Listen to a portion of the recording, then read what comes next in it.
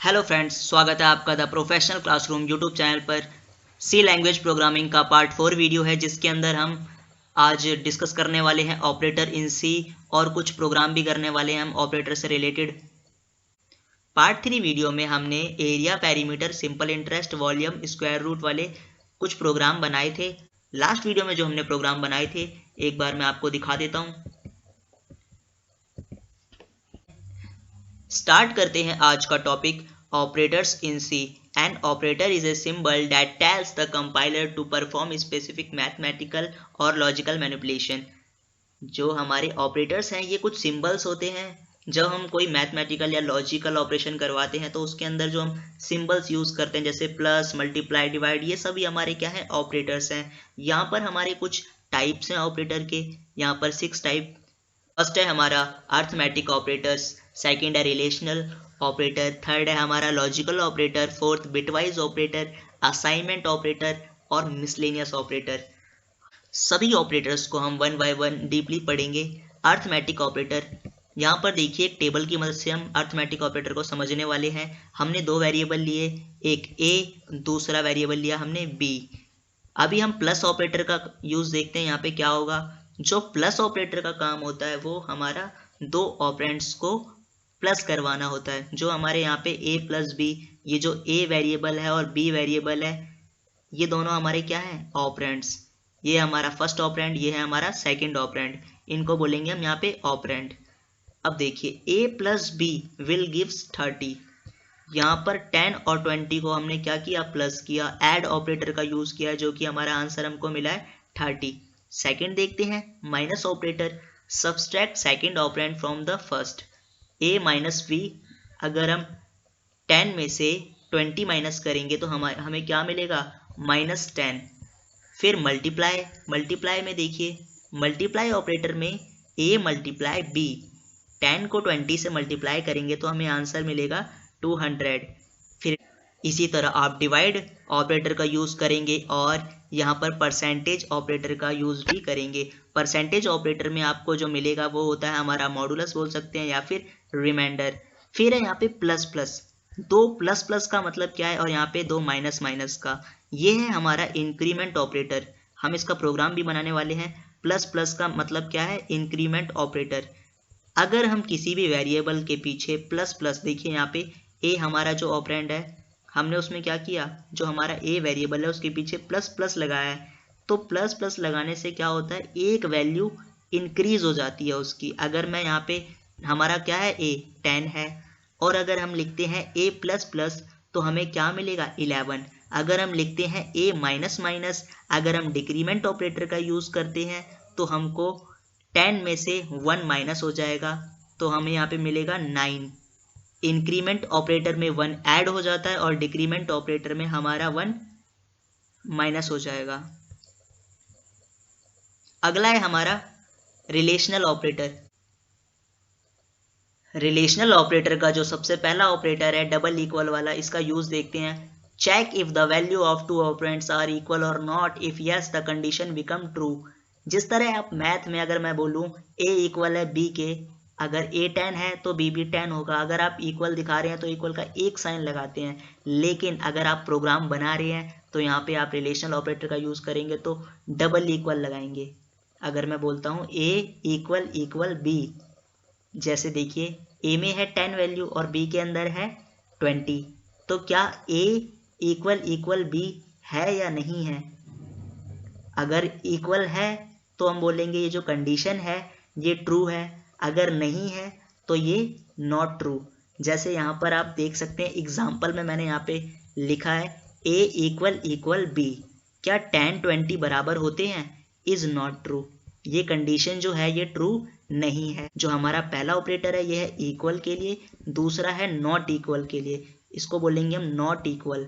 Check if the value of two operands are equal और not, if value are not equal then condition becomes true. अगर इसमें value जो है not equal होगी तब true होगा। जैसे देखिए 10 और 20 इक्वल नहीं होता तो ये कंडीशन जो है वो क्या है, हमारी ट्रू है। यहाँ पर देखिए a नॉट इक्वल b, और इस कंडीशन को हमने लिखा है यहाँ पे ट्रू है ये, क्योंकि ये नॉट इक्वल है। उसके बाद है चेक। नेक्स्ट ऑपरेटर है हमारा ग्रेटर देन। इसका यूज हम किस तरह करेंगे, अगर हम कोई कंडीशन लिखते हैं कि जो ए है वो बड़ा होना चाहिए बी से, जो हमारा लेफ्ट ऑपरेंड है वो ग्रेटर होना चाहिए राइट ऑपरेंड से, तो हमारी जो कंडीशन है वो ट्रू कहलाए। लेकिन यहाँ पर देखिए आप, हमने ए में 10 होल्ड किया है और बी में 20, तो ए जो है वो बी से बड़ा नहीं है, इसीलिए हम इस कंडीशन को क्या लिखेंगे, इज नॉट ट्रू। यहाँ पर देखिए हमारा लेस देन, इसमें देखिए check of the value of left operand is less than the value of right operand, if yes then condition become true। a और b दो हमारे पास यहाँ पे ऑपरेंड है, जो हमारा a है वो छोटा होना चाहिए b से, तो हमारी जो कंडीशन है वो ट्रू होगी। यहाँ पर ऐसा ही है, a है वो छोटा है b से, क्योंकि हमारा जो a है वो है 10 और जो b के अंदर वैल्यू है वो है 20, इसीलिए कंडीशन हमारी ट्रू है। ऑपरेटर है हमारा ग्रेटर देन और इक्वल। इसमें हम एक कंडीशन लगाएंगे कि a है वो बड़ा है और बराबर है b से, तो हमारी जो कंडीशन है वो ट्रू हो जाए। यहाँ पर a हमारा 10 है जो कि ना तो b से बड़ा है और ना तो बराबर है, इसीलिए हमारी ये कंडीशन जो है वो नॉट ट्रू हो जाएगी। नेक्स्ट ऑपरेटर है हमारा लेस देन और इक्वल। इसमें हम चेक करेंगे कि जो हमारा लेफ्ट ऑपरेंड है जो a है वो या तो छोटा हो b से या इक्वल हो, तो यहाँ पर एक कंडीशन यहाँ पे सेटिस्फाई कर रहा है ये कि ये जो b से a है वो छोटा है। नेक्स्ट ऑपरेटर है हमारा लेस देन और इक्वल। हम यहाँ पर एक कंडीशन लगाएंगे कि जो a है वो b से या तो छोटा होना चाहिए या बराबर होना चाहिए, तो यहाँ पे जो a है वो b से छोटा है, एक कंडीशन को ये क्या कर रहा है, सेटिस्फाई कर रहा है, इसलिए हम इस कंडीशन को बोलेंगे यस इट इज़ ट्रू। अब इसके बाद है हमारा नेक्स्ट ऑपरेटर है लॉजिकल ऑपरेटर। लॉजिकल ऑपरेटर को भी हम एक टेबल की मदद से समझेंगे। हमने a वेरिएबल के अंदर 1 को होल्ड करा है और b की वैल्यू हमने 0 बताई है। अब ऑपरेटर देखते हैं। फर्स्ट ऑपरेटर है हमारा एंड ऑपरेटर। इसका यूज देखते हैं। If both the operands are non zero then condition become true. यहाँ पर जो हमारा a वेरिएबल है और जो b वेरिएबल है, ये जो दोनों ही वेरिएबल हैं नॉन जीरो होने चाहिए। यहाँ पर देखिए if both the operands are non zero then condition become true. a हमारा 1 है जो कि 0 नहीं होता, तो यहाँ पर जो हमारी कंडीशन है ये फॉल्स हो चुकी है। सेकंड है हमारा और operator. If any of the two operands is non zero then condition become true. जो हमारे दो वेरिएबल हैं इन दोनों में से कोई एक 0 होना चाहिए, तो यहाँ पर हमारी कंडीशन सेटिस्फाई हो रही है, क्योंकि यहाँ पे हमारा जो b है वो होल्ड कर रहा है 0 को। a तो 1 है लेकिन b यहाँ पर हमारा 0 है, और जो हमारा और ऑपरेटर कहता है कि दोनों में से कोई एक कंडीशन भी अगर ट्रू होती है तो हमारी जो कंडीशन है वो ट्रू ही मानी जाएगी। लास्ट है हमारा नॉट ऑपरेटर। नॉट ऑपरेटर किसी भी ऑपरेंड की लॉजिकल स्टेट को रिवर्स कर देता है। जैसे हमारा जो फर्स्ट एग्जांपल था इसमें एंड ऑपरेटर में, फर्स्ट एग्जाम्पल में जो हमारी कंडीशन थी वो फॉल्स थी, लेकिन अगर हम इसके आगे नॉट ऑपरेटर का यूज कर देते हैं तो ये जो कंडीशन है ये ट्रू हो जाएगी। मतलब रिवर्स, अगर फॉल्स है, अगर फॉल्स के आगे किसी फॉल्स कंडीशन के आगे अगर हमने नॉट का यूज कर दिया नॉट ऑपरेटर का तो वो ट्रू हो जाएगा, अगर ट्रू के साथ कर दिया हमने नॉट का तो ये रिवर्स हो जाएगा, फॉल्स हो जाएगा। फिर है हमारा बिटवाइज ऑपरेटर। बिटवाइज ऑपरेटर देखिए यहाँ पे सबसे पहले हमको ये समझना पड़ेगा कि बिटवाइज ऑपरेटर करता क्या है। Bitwise operator works on bits and perform bit by bit operation. ये जो बिटवाइज ऑपरेटर हैं ये बिट्स पर काम करते हैं और ये परफॉर्म करते हैं बिट बाय बिट ऑपरेशन को। देखिए इसमें हमारे पास a है एक वेरिएबल जिसमें हमने 60 लिया, और जो b है उसमें हमने लिया 13। इन दोनों को हमने बाइनरी फॉर्मेट में लिखा है 0 0 1 1 1 1 0 0।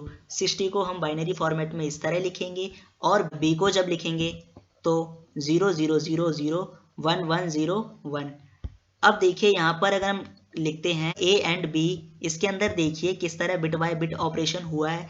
1 को 0 से मल्टीप्लाई किया है तो यहाँ पर आया है 0, और 0 को 0 से मल्टीप्लाई किया है तो यहाँ पर 0, और यहाँ पर 1 को जब 1 से मल्टीप्लाई किया है तो 1, 1 को 1 से मल्टीप्लाई किया तो 1, और यहाँ पर 0 को 1 से किया तो 0, 0 को 1 से किया तो 0, और 0 को 0 से मल्टीप्लाई किया तो 0, और 0 को 0 से मल्टीप्लाई किया तो 0। तो A एंड B, अगर आपको किसी भी बिटवाइज ऑपरेटर में A एंड B निकालना हो तो आप सिंपली क्या करेंगे, मल्टीप्लाई।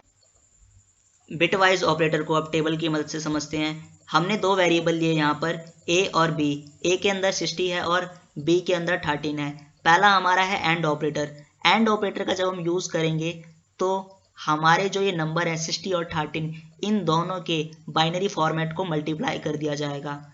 फिर सेम इसी तरह आप और ऑपरेटर और एक्सॉर का, इन सभी का यूज़ करेंगे। नेक्स्ट हमारा ऑपरेटर है हमारे पास असाइनमेंट ऑपरेटर। असाइनमेंट ऑपरेटर में फर्स्ट है हमारा इक्वल ऑपरेटर। देखिए इसका यूज़ कैसे करते हैं हम। जैसे हमने लिखा C is equal to A plus b, तो A प्लस बी को जोड़ने के बाद जो वैल्यू आएगी वो असाइन हो जाएगी C के अंदर। मतलब ये जो ऑपरेटर है हमारा इक्वल ऑपरेटर, उसके लेफ्ट हैंड साइड में वैल्यू असाइन होने के बाद आ जाएगी। अगला देखते हैं इसी तरह। नेक्स्ट हमारा है add and assignment operator. Example देखिए यहाँ पे C plus is equal to A is equivalent to C is equal to C plus A. आपके लेफ्ट ऑपरेंड में लिखा है C plus is equal to A. जो ये C प्लस है, लेफ्ट ऑपरेंड है, इसके अंदर वो वैल्यू ऐड हो जाएगी जो भी आपने लेफ्ट ऑपरेंड में लिखी है। यहाँ पर देखिए C plus is equal to A. अगर आप A को 5 मान लेते हैं, अगर आप लिखते हैं C plus is equal to A, तो आपने राइट हैंड साइड में जो ऑपरेंड है आपने ए की जगह पर क्या लिखा है 5। ये जो 5 है ये लेफ्ट ऑपरेंड के साथ प्लस हो जाएगा। ये है इस ऐड एंड असाइनमेंट ऑपरेटर का मतलब। नेक्स्ट हमारा है subtract add assignment operator. Example देखिए सेम वैसे ही होगा जैसे हमने ऊपर वाला ऐड एंड असाइनमेंट ऑपरेटर को किया है। C minus is equal to A is equivalent to C is equal to C minus A. अगर आप प्रोग्राम बनाते टाइम लिखते हैं C minus is equal to A, तो इसका मतलब होगा कि जो C के अंदर अब वैल्यू आने वाली है वो आ जाएगी C माइनस ए करके। अगर आपके पास पहले C है 10 और आपने अगली लाइन में लिखा C minus is equal to 5, तो अब आपका जो C है वो रहेगा 5, क्योंकि जो आपके C में से 5 माइनस हो चुका है। नेक्स्ट हमारा है मल्टीप्लाई एंड असाइनमेंट ऑपरेटर। इसमें C multiply is equal to A is equivalent to C is equal to C multiply A. बिल्कुल सिंपल है, जैसा कि आप पहले करते आए हैं कि C multiply is equal to A. आपने जो भी लेफ्ट ऑपरेंड में जो भी ऑपरेशन करवाया है, जैसे यहाँ पर देखिए C multiply is equal to A, तो ये जो राइट ऑपरेंड है हमारा A, ये मल्टीप्लाई हो जाएगा लेफ्ट ऑपरेंड के साथ C के साथ। सेम इसी तरह आप डिवाइड को भी करेंगे और मॉडुलस एंड ऑपरेटर को भी इसी तरह सभी ऑपरेटर्स को करना है। उसके बाद है हमारे पास मिसलेनियस ऑपरेटर, जिसमें है size of and ternary operator.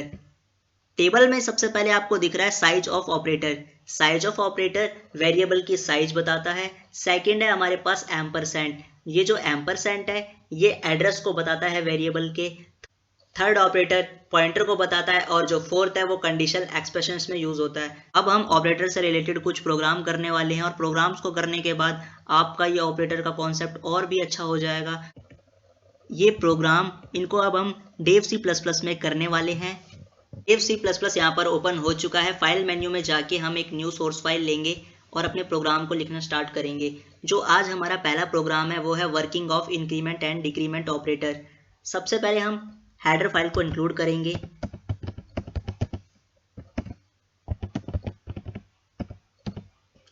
उसके बाद इंट मेन और मेन फंक्शन को लिखना स्टार्ट करेंगे करली ब्रेसिस में। सबसे पहले हम डिक्लेयर कर रहे हैं variable a is equal to 10, और उसके बाद एक और लेते हैं हम b जो कि है 100, और एक फ्लोट टाइप का वेरिएबल बनाते हैं जिसका नाम है c, जिसके अंदर हम लेते हैं कोई फ्लोट वैल्यू, मतलब पॉइंट वाली वैल्यू 10.5, और दूसरा हम लेते हैं d वेरिएबल जिसमें हमने 100.5 नंबर लिया। उसके बाद हम प्रिंट एफ में जाते हैं, print प्रिंट एफ, और इसके अंदर हम लिखेंगे plus plus plus plus a is equal to percentage d, और इस परसेंटेज डी के बाद हम बैकस्लैश एन का यूज़ करेंगे न्यू लाइन के लिए, और यहाँ पर कोमा लगा के प्लस प्लस ए। हमने यहाँ पर कौन से ऑपरेटर का यूज़ किया है?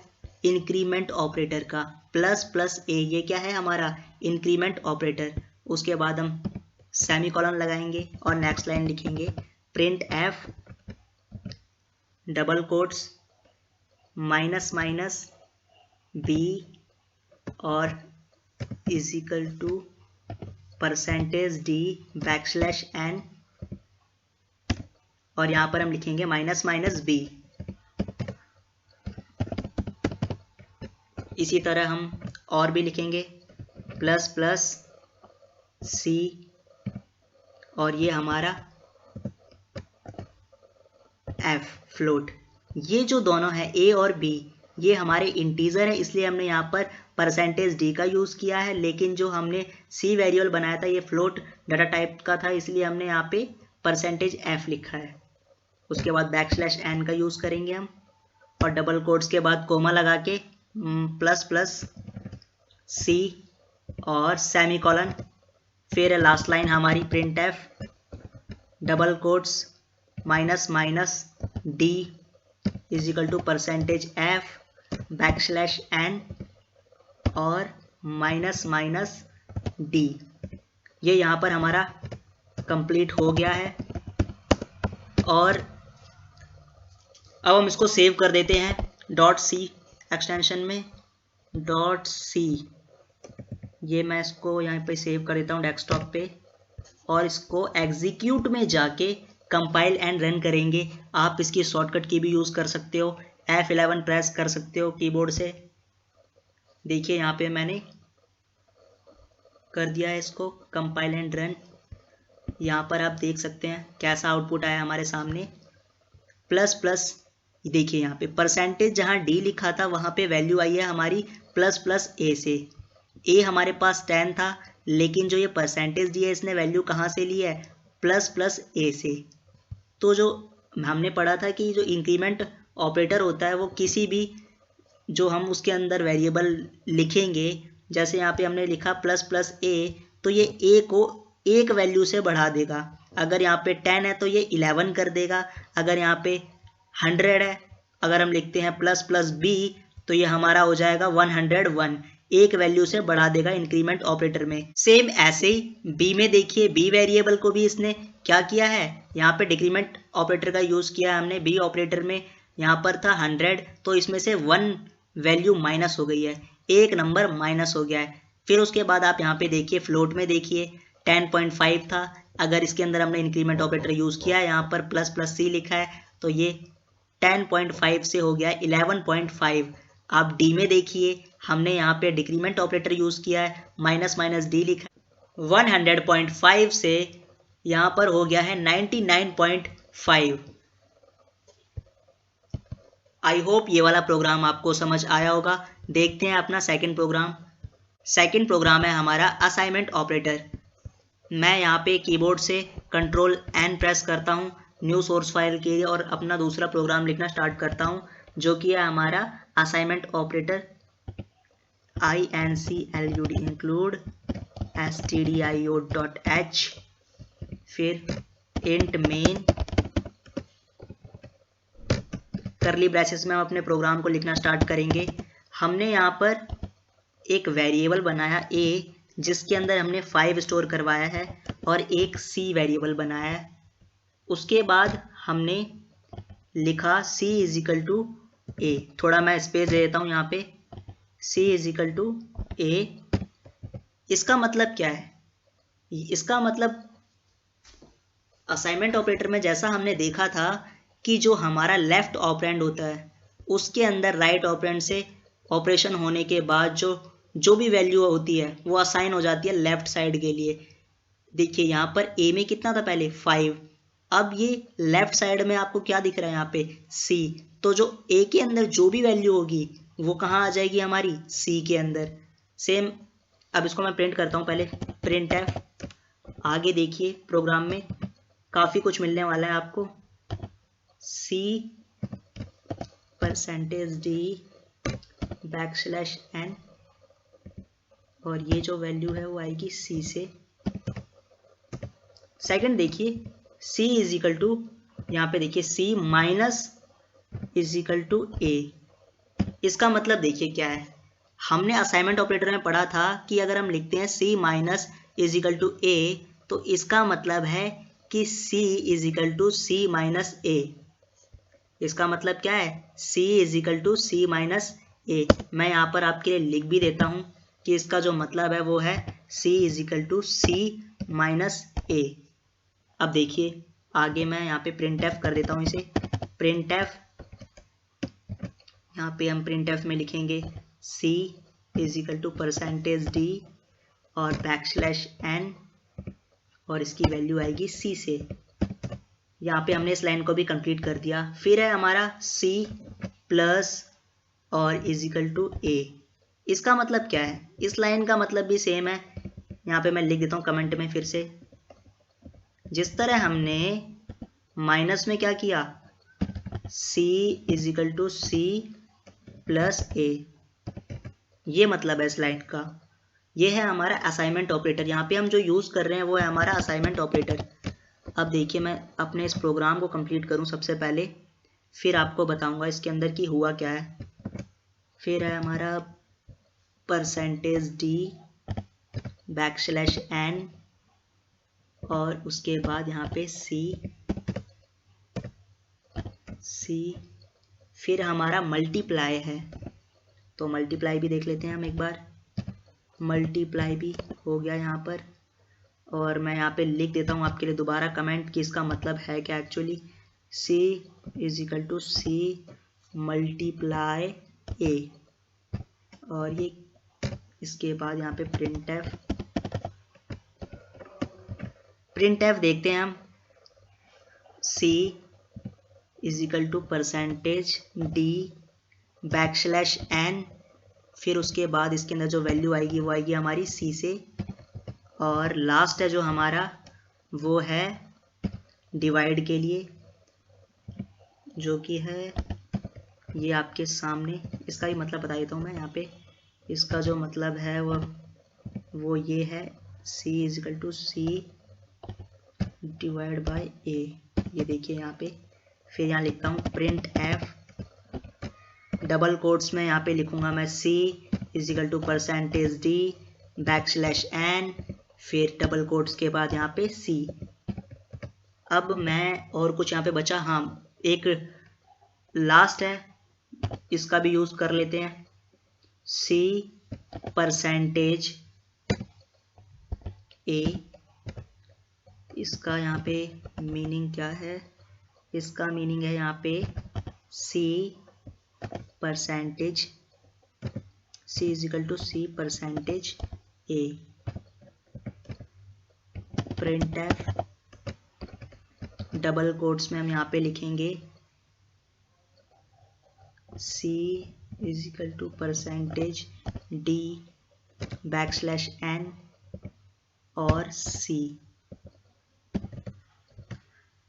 अब लास्ट में हमारा ये प्रोग्राम पूरा कंप्लीट हो गया, तो हम लिख देंगे यहाँ पे रिटर्न 0। अब यहाँ पे हम एक बार देखते हैं इसको, पहले सेव कर लेते हैं, फिर रन करते हैं, फिर समझते हैं कि इस प्रोग्राम में हुआ क्या। ये हमने यहाँ पे सेव कर दिया है। एग्जीक्यूट में जाएंगे हम, कंपाइल एंड रन करेंगे। यहाँ पर हमको थोड़ा सा टाइम लग गया क्योंकि हमने पहले से आज कुछ नहीं लिखा था, सब यहीं पे अभी लिखा है आपके सामने। कंपेयर करते हैं जो हमने कोड में लिखा है उसकी वजह से हमारे आउटपुट में क्या हुआ है। यहाँ पर देखिए हमने इंटीजर टाइप के दो वेरिएबल बनाए थे, a और c। a के अंदर 5 हमने पहले वैल्यू दी थी, फिर देखिए यहाँ पे c is equal to a लिखा था, तो जो भी a के अंदर है वो असाइन हो जाएगा लेफ्ट ऑपरेंड में, मतलब c में। तो यहाँ पर जो भी a में था 5 था, तो वो c के अंदर आ गया, और c हमारा यहाँ पे आ गया 5। उसके बाद है हमारा c minus is equal to a। अब हमारा c पहले 5 हो चुका था, तो हमने जब इसमें किया c minus is equal to a, तो c में से माइनस हो जाएगा a। पहले हमारा यहाँ पे c 5 हो चुका था जिसमें से a माइनस हो गया, तो अब हमारा c फिर से 0 हो चुका है। उसके बाद है हमारा c plus is equal to a। c के अंदर प्लस होगा हमारा a, तो यहाँ पर सी 0 था पहले, उसमें ए ऐड हो जाएगा तो हमारा हो जाएगा सी 5। उसके बाद है मल्टीप्लाई, अभी हमारा सी 5 हो चुका है जिसमें मल्टीप्लाई करने वाले हैं हम ए, तो अब हमारा सी हो जाएगा 5 5 से 25, तो यहाँ पर सी हमारा 25 हो चुका है। उसके बाद है हमारा डिवाइड वाला, हमने यहाँ पे यूज़ किया है कि सी को डिवाइड किया है ए से, 25 को जब 5 से डिवाइड करेंगे तो हमारा आएगा 5। उसके बाद लास्ट जो हमारा था वो है मॉडुलस, यहाँ पर देखिए, रिमाइंडर भी कह सकते हैं आप इसको। यहाँ पर ये रहा हमारा आउटपुट, और देखिए जब हमारा यहाँ पे डिवाइड करने के बाद 5 हो चुका था, सी डिवाइड करने के बाद जब यहाँ पे हमारा सी 5 हो चुका था, तब हमने ए से उसको दोबारा से डिवाइड किया और देखा कि रिमाइंडर में क्या आएगा। तो रिमाइंडर में हमको यहाँ पे 0 मिलेगा क्योंकि 5 के टेबल में 5 1 बार में आ जाएगा और रिमाइंडर में कुछ भी नहीं मिलेगा, हमें 0 मिलेगा, इसलिए यहाँ पे c = 0 हो चुका है। आई होप कि ये प्रोग्राम आपको बहुत अच्छे से समझ आए होंगे। अगर आप इन नोट्स को और इन प्रोग्राम को लिखना चाहते हैं तो डिस्क्रिप्शन में दिए हमारे टेलीग्राम लिंक को ज्वाइन करें और उसके बाद वहाँ पे आपको PDF मिल जाएंगी। और अभी तक आपने हमारा चैनल सब्सक्राइब नहीं किया तो सब्सक्राइब कर लें और बेल आइकन को भी दबा लें। Thanks for watching.